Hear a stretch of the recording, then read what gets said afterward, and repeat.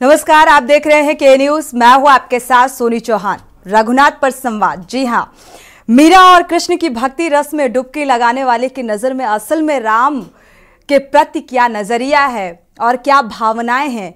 जी हां, हम बात कर रहे हैं, हम जिक्र कर रहे हैं भजन सम्राट अनूप जलोटा जी की। के न्यूज के साथ जुड़ चुके हैं। आपका बहुत बहुत स्वागत है के न्यूज से जुड़ने के लिए अनूप जलोटा जी।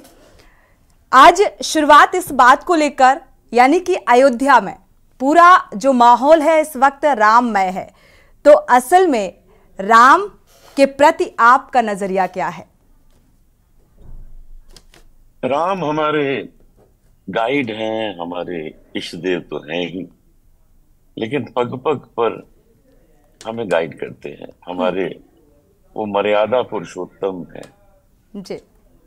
वो बताते हैं कि हम अपने जीवन में किन किन मर्यादाओं का पालन करें।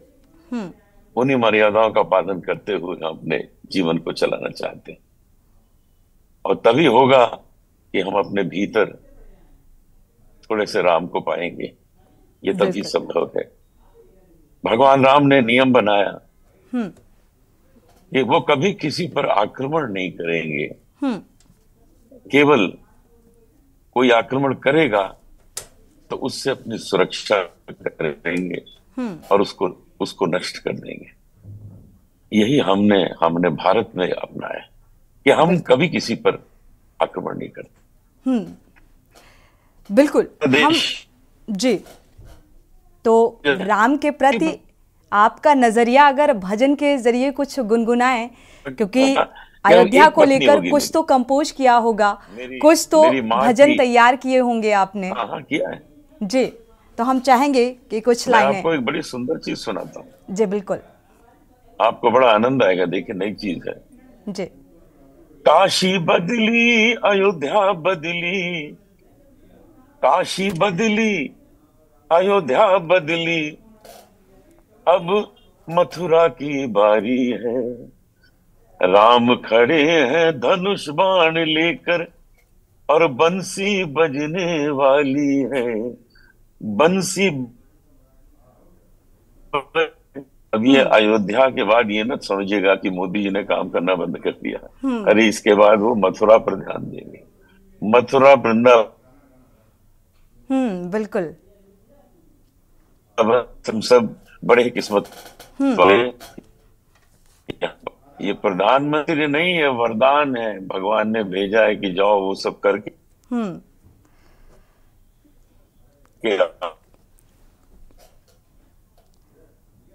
अनूप जी। जाओ।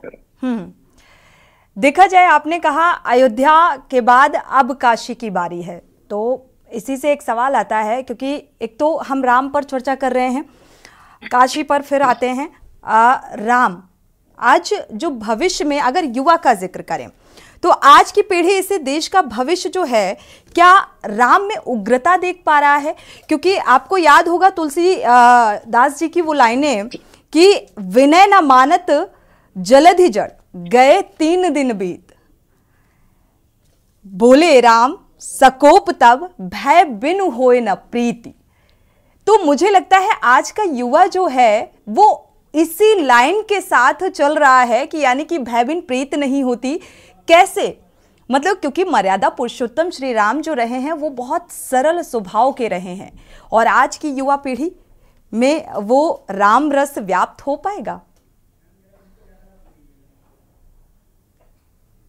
पहले तो प्रेम से ही समझाया जाता है। प्रेम से कोई ना माने तब उसको डरा के समझाया जाता है। क्योंकि जो उचित कार्य है वो करवाना है ना।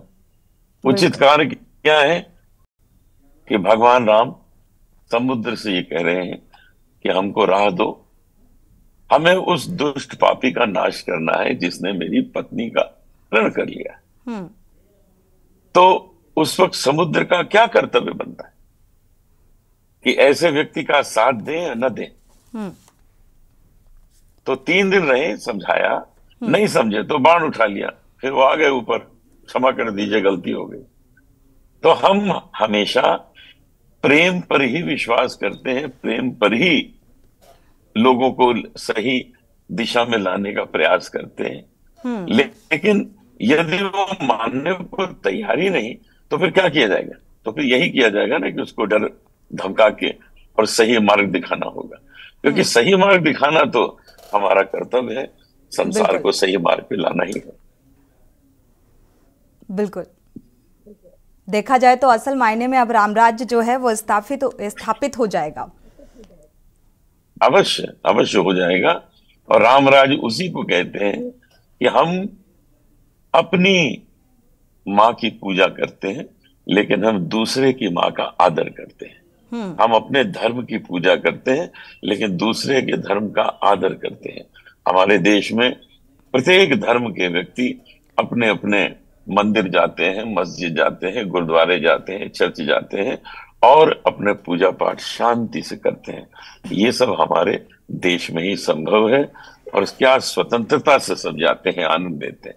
तो मैं ईश्वर से यही प्रार्थना करता हूं कि हमारे देश की जो विशेषता है ये हमेशा बना के रखे। सारा संसार इसको नमन करता है।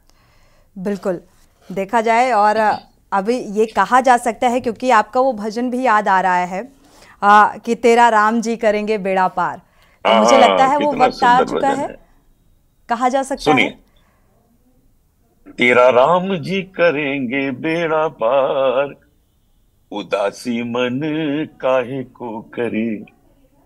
तेरा राम जी करेंगे बेड़ा पार, उदासी मन काहे को करे। काहे को डरे रे, काहे को डरे, काहे को डरे। तेरा राम जी करेंगे बेड़ा पार, उदासी मन काहे को करे। बिल्कुल, बहुत खूब। वैसे राम को परिभाषित करना बहुत मुश्किल है अनूप जी, और राम को अब जो अब की आने वाली जनरेशन है वो कैसे ले रही है, क्योंकि राम गाथा जो है, राम नाम में हर कोई समाया है, राम नाम हर कोई जपता हुआ नजर आ रहा है, पुत्र राम, पिता राम, राजा राम। तो ये राम के मायने कैसे समाहित होंगे जन जन में? राम नाम लेने से हमारे शरीर में आनंद का अनुभव आरंभ हो जाता है। कोई भी राम प्यार से बोल के देख ले कि उसमें कितना आनंद मिलता है। हम आप सभी ऐसे इष्ट देव को जपना चाहते हैं जिनका नाम मात्र लेने से ही हमें आनंद आ जाए, और वो राम ही है। उनका नाम लेने से हमारे पूरे शरीर में एक पवित्रता का माहौल बनने लगता है और हम आनंद लेते हैं इसका। ये है राम। बिल्कुल, यानी कि मीरा और कृष्ण की भक्ति रस में डुबकी लगाने के बाद अब राम रस में डुबकी लगाने के लिए पूरी तरीके से आप तैयार हो चुके हैं। तो कुछ पंक्तियां और बिल्कुल और सुनिए जी। हृदय बना लो भक्तों, प्रधानमंत्री जी ने सबसे अनुरोध किया है कि 22 तारीख को अयोध्या न आए, क्योंकि अयोध्या में बहुत भीड़ होने वाली है। बिल्कुल, जिन लोगों को वहां आमंत्रित किया गया है बस वही आए, बाकी जनता ना आए, क्योंकि जो दर्शन है वो तो 27 तारीख से शुरू होंगे। 27 तारीख के बाद ही दर्शन शुरू होने वाले हैं, इसलिए अभी जाने का कोई लाभ नहीं है। तो मैंने ये कहा है कि अपने हृदय में बना लो, अपने हृदय के अंदर बना लो अयोध्या, अपने घर में बना लो अयोध्या, उनकी पूजा करो। तो ये 4 पंक्तियां हैं। हृदय बना लो भक्तों अयोध्या धाम रे, आके बसेंगे इसमें सीताराम रे, आके बसेंगे इसमें सीताराम रे। बिल्कुल, अयोध्या ही नहीं पूरे देशवासियों में इस वक्त राम बसे हुए हैं, सीता राम बसे हुए हैं, और हर किसी की जुबान में राम राम है। साथ ही इसके साथ साथ अगर हालांकि राजनीति से जुड़ा हुआ कोई भी सवाल नहीं बनता है आपसे, क्योंकि सरस्वती की कृपा है और आप एक से एक बेहतरीन भजन आप ने कंपोज किया, आपने गाए और अभी भी अयोध्या के लिए पूरी तैयारी नजर आ रही है। लेकिन सनातन की इस जीत को, क्योंकि इस जीत के बाद हम विपक्ष के कुछ सवालों को लेकर भी आपसे बात करेंगे, सनातन की इस जीत को आप किस नजरिए से देखते हैं? सत्य की जीत है, इसको सनातन की जीत ना कहिए, यह सत्य की जीत है कि मंदिर यहां बनना चाहिए था, मंदिर बन रहा है, मंदिर का निर्माण हो चुका है, प्राण प्रतिष्ठा होनी है। जो सत्य है वो तो सदैव सत्य है, सत्यमेव जयते। हम 500 वर्षों से इस सपने को साकार होना देखना चाहते थे, तो साकार हो गया। आज करोड़ों लोग पूरे संसार में बस राम राम ही जप रहे हैं। हर जगह अयोध्या मंदिर की चर्चाएं हो रही। मैं ईश्वर से प्रार्थना करता हूं कि हमेशा सत्य की ही विजय कराइए, सत्य की ही विजय कराइए, और कुछ नहीं। बिल्कुल, आपने कहा ये सनातन की जीत नहीं, ये धर्म की जीत है। लेकिन इसे कहा जा रहा है कि ये हिंदुत्व की जीत है, ये सनातन की जीत है। विपक्षियों का ये मानना है कि सत्ता पक्ष बुलाए ना बुलाए, हम जाएंगे, बाद में जाएंगे, अगर बुलाएंगे तो पहले जाएंगे। तो इस तरीके की राजनीति भी जुड़ती हुई इससे नजर आ रही है। फिर इसे धर्म की जीत है तो फिर इसे ये कहना चाहिए कि ये धर्म की जीत है। तो इस राजनीति को आप कैसे देख रहे हैं? ठीक है, आगे धर्म की जीत तो होनी ही चाहिए, अधर्म का नाश होना चाहिए।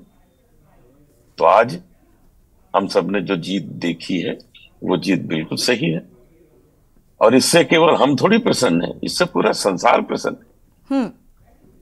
अरे आप जरा सोचिए कि इंग्लैंड का जो प्रधानमंत्री है वो भारतीय है, सनातनी है, उसके घर में भगवान राम का पूजा पाठ हो रहा है दिन रात। जरा सोचिए, जिस देश ने हमें लूटा था वहां का प्रधानमंत्री भारतीय बन गया। कहां से कहां देखिए, जो पोइटिक जस्टिस होती है ना, इसी को कहते हैं कि जिन्होंने लूटा वहां का प्रधानमंत्री हमारा है, सनातनी है, उसके घर में पूजा पाठ होता है जी। आज भगवान राम के शरण में सारा संसार आ चुका है। मैं यही ईश्वर से चाहता हूं कि हमेशा ऐसे ही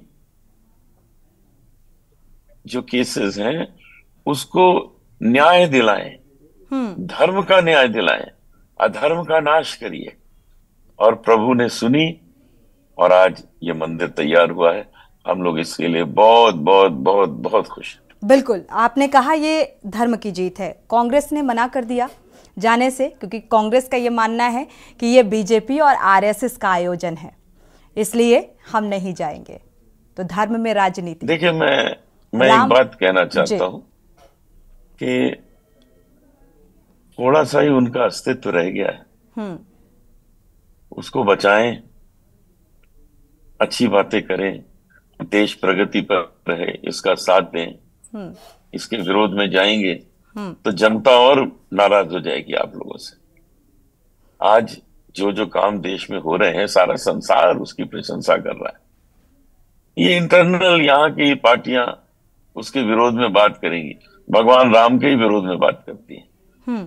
अरे उससे क्या मिलने वाला है? थोड़ा सा अस्तित्व रह गया है आपका, कोशिश करिए कि उतना रह जाए, उसके आगे और भी बढ़ाना है तो फिर उस ओर झुकिए, सच्ची बातें करिए। बस सबको सद्बुद्धि दे भगवान, यही चाहता हूं। यानी कि कांग्रेस को अभी सद्बुद्धि की जरूरत है, जो थोड़ा बहुत अस्तित्व जैसा कि आपने कहा उसे बचाए जाने की जरूरत है। बिल्कुल सही है। जो इसके विरुद्ध जाएगा मतलब वो किससे पंगा ले रहा भाई? भगवान राम जो मर्यादा पुरुषोत्तम है, जिनकी नीतियों पर आज करोड़ों लोग चल रहे हैं, उनके विरुद्ध जाना, उनके लिए ऐसी बातें कहना जो किसी को गवारा नहीं होती, ऐसा नहीं होना चाहिए। संत महात्मा अपने जीवन को उनके चरणों में डालते हैं, सेवा करते हैं, और उसके बाद वो न जाने कितने लोगों का कल्याण करते हैं। तो अभी ये हाई टाइम है कि अपना अस्तित्व बचाने के लिए जो उनके विरुद्ध जा रहे हैं वो अब आ जाए साथ, और अपने को सुनिश्चित कर लें कि अगर वो साथ आएंगे तो उनका भी कल्याण होगा, अवश्य कल्याण होगा। बिल्कुल। अयोध्या को लेकर क्योंकि आपको भी आमंत्रित किया गया है वहां पर, आपकी कुछ विशेष तैयारी अयोध्या को लेकर, राम को लेकर क्या कुछ तैयारी और क्या कुछ पंक्तियां? जी, मैंने कुछ विशेष गाने बनाए हैं, लेकिन वो मैं आपको नहीं सुनाऊंगा, वो तो मैं वहीं सुनाऊंगा 22 तारीख को। फिर भी राम के प्रति आस्था, और जब आस्था होती है तो शब्द बहुत सारे एक साथ जुड़ जाते हैं और पंक्तियों में तब्दील हो जाते हैं। मैं आपको सुनाता हूँ, 2 पंक्तियां सुनाता हूँ जी। राम चरण सुखदाई भज मन, राम चरण सुखदाई भज मन, राम चरण सुखदाई। जेहि चरणन से निकसी सुरसरी, शंकर जटा समाई। जटा शंकरी नाम पर्यो है, त्रिभुवन तारन आई। भज मन, राम चरण सुखदाई भज मन, राम चरण सुखदाई। बहुत खूब अनूप जी, बहुत बहुत शुक्रिया के न्यूज़ के साथ जुड़ने के लिए और ये समय देने के लिए, और बहुत खूबसूरत ये पंक्तियाँ जो वाकई राम के प्रति आस्था को दर्शाती हैं। और ये फिलहाल आपको बता दें कि अनूप जलोटा जी जो भजन सम्राट हैं, और एक खास तैयारी, क्योंकि अयोध्या से आमंत्रण भी है, वहाँ पर जाएंगे, खास पेशकश देंगे, राम के प्रति अपनी आस्था को पंक्तियों के जरिए, शब्दों के जरिए बयां करेंगे।